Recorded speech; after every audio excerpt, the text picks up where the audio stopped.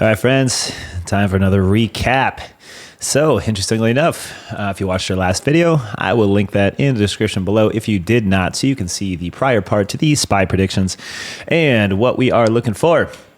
Let's get into it. So in the video, last video, just for a quick recap, we're looking to hold 417. Let's get to the right chart here. And 10 SMA daily, okay? And some of the key factors in that video I'd like to go over here with you guys. So let's look at what happened on the day. Now, to start, the force up here in the melt up, we've been talking about we need a harder catalyst for, we got jobs, we got ADP, unemployment numbers were softening. So higher unemployment means up, up, and up. If we have a hard landing in the market, that is rising unemployment, and that would equal recession. So higher unemployment is not. So with those job numbers, we had very bullish data here in the pre-market, but I needed to sell down. And if you look at our last video, we said the 417 would have to hold for support, and 10 SMA daily, which is this blue dash line as we explained, would have to hold as support. I also said, look for a RSI rebuttal for a higher low on the 30-30. So if you go through that, we're going to look at the RSI here. Here is an overcool. And if you look at that point of interest way deep into almost 20 here or less, we're looking for a higher low from this low. Okay, makes sense? So if we're looking at the RSI, we see a huge overcool. Then we have a direct line up. We're going to find data drives us down, right? Scams us a little bit because we had really good data for upside. So it tells the total, it sets the trap for the shorts. We forever hold our 417, which is our level that we had chose multiple times now for the force up. And we did develop the higher low. Let's look at some of our other indicators here. As we continue the flow, look at the MACD. We had this really deep dive way down here, -8 or so, 08. We don't get that too much, minus a 0.4, 0.6. That's a lot. 0.8, that's pretty serious. So when we get to that downside, back to crossing over the center. And if you want to check those out, look at our moving average and MAC and TTM and RSI videos that we have on the playlist to utilize how we structure the MAC. But after this low, all we did was come over with moving averages, hold the zero line and up. So a small sell wave into a hard push. We also said the 30-30, 200, and that was our target yesterday for that short, would have to hold. So it was a little tricky at the beginning here because the 100 EMA and 50 are crossed, which means the 50 is under the 100. So tentatively that's a downtrend, but we were looking for a fake out, right? The 10 SMA ended up being the end all be all for us, and it would not do another cross to the backside. So if we look at the moving averages here, I'll shrink this down quick. This is on the 30-30 here. 50 SMA dashed red, 100 EMA green, 200 dash salmon peach is the 200. So in the 10 dashes on the 30-30, the same color as the daily that we went over in the last video here, just obviously representation on the 30-30. So we had the 10 SMA daily hold right here. That was one of our target holds and 417, okay, just to recap. And we had the moving averages set up for a cross. So back here, downtrend, the 10 has moved through the 50. Yay, okay, and that would be our downside. Then we hit target,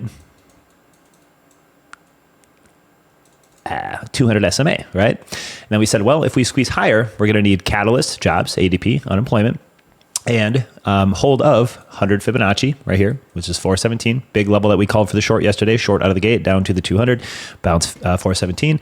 Watch our last video going into the 10 SMA daily and the 417 hold, squeeze long, melt up. That was the call, that was the play.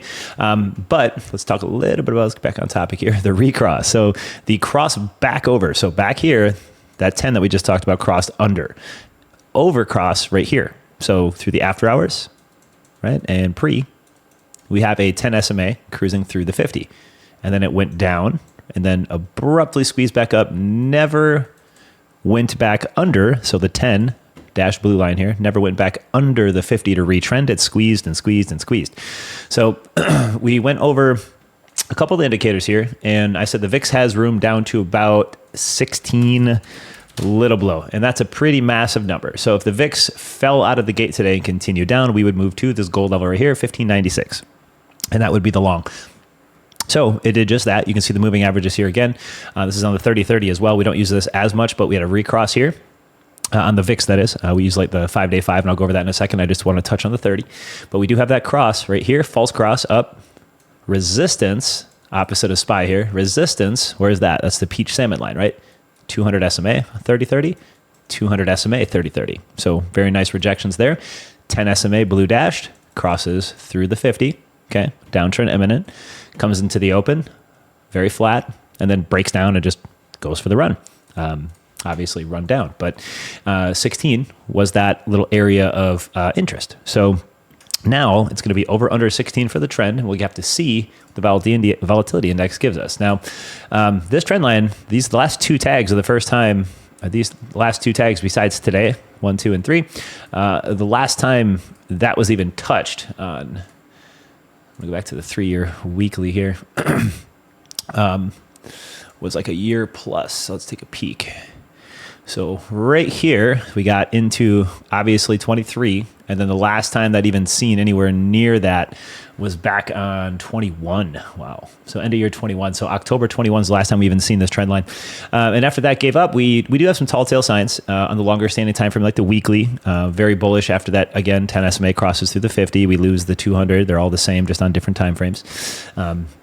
And did continue all the way back down. Now we're getting to the danger zone. This is a pretty big support on the VIX. Now, if we have catalysts through non-farm payrolls tomorrow, maybe we just kind of hover a little bit down. The VIX doesn't really do too much, but we're kind of at a bounce zone. So let's get back to the market for our prediction.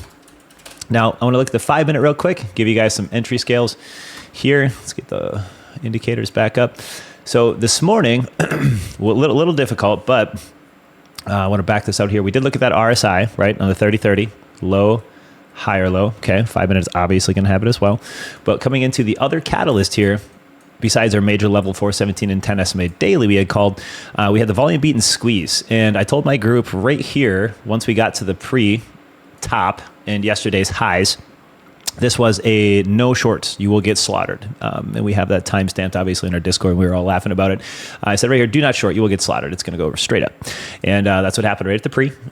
So I did catch an end of the day move right here. After I seen that, I just grabbed an ES. I think it was like 15 points right at the end, and I got it out right around 422, a little ahead of time, but that's okay. So let's take a peek at the indicators here and what would have gave us that setup. Now, of course, besides the daily levels here, the TTM and the MAC crosses right here at the open. The MAC has crossed back on the 5, has crossed the center right here, the 0 line, right?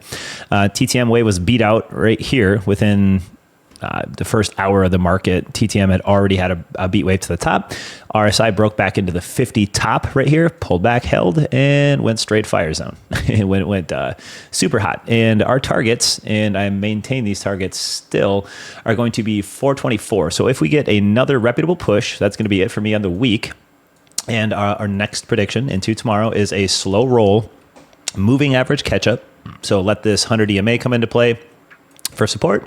Might dip past, right, on a 50, 100 and come back. But as long as we are traveling above the daily here, because we got to break through this deviation. That deviation is a big one here. And if you don't know what those standard deviations are, it's a 1 day, 1 year right here. And it very rarely spends time. And I'm making a deviation video here this week and this weekend. So watch for that video. Very, very rarely does it spend time outside of that. And it's a little hard to see. Let's actually toss that chart down real fast.